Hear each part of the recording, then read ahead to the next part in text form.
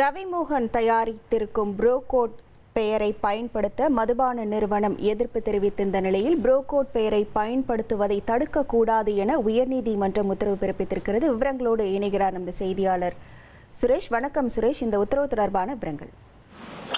வணக்கம். நடிகர் ரவிமோகன் தயாரித்து நடிக்கும் ப்ரோகோட் திரைப்படம் 2026ஆம் ஆண்டு திரைக்கு வர இருக்கிறது. கார்த்திக் யோகி இயக்கியிருக்கக்கூடிய இந்த படத்தில் எஸ்.ஜே. சூர்யா உள்ளிட்ட முன்னணி நடிகர்கள் நடிக்க இருக்கிறார்கள்.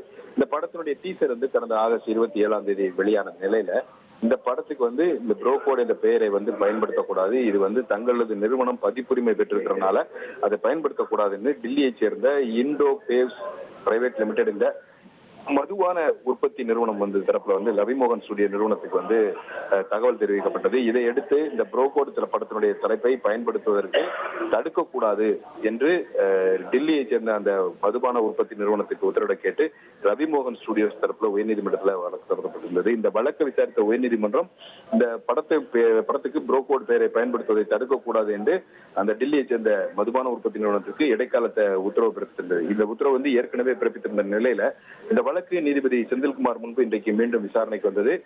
ஏற்கனவே நீதிமன்றம் பிறப்பித்த உத்தரவை மீறி செயல்படுவதாக டில்லி மதுபான நிறுவனத்திற்கு எதிராக நீதிமன்ற அவமதிப்பு வழக்கு தாக்கல் செய்யப்பட்டுள்ளதாக ரவிமோகன் தரப்புல தெரிவிக்கப்பட்டது. இதையடுத்து இந்த வழக்கினுடைய விசாரணையை டிசம்பர் 15ஆம் தேதிக்கு தள்ளி வைத்த நீதிபதி அதுவரைக்கும் அந்த இடைக்கால உத்தரவை நீட்டித்து உத்தரவிட்டிருக்கிறார். மேலும் அன்றைய தினம் இந்த நீதிமன்ற அவமதிப்பு வழக்கையும் விசாரணைக்கு பட்டியலிடும்படி நீதிபதி உத்தரவிட்டிருக்கிறார். உங்கள் விவரங்களுக்கு நன்றி சுரேஷ்.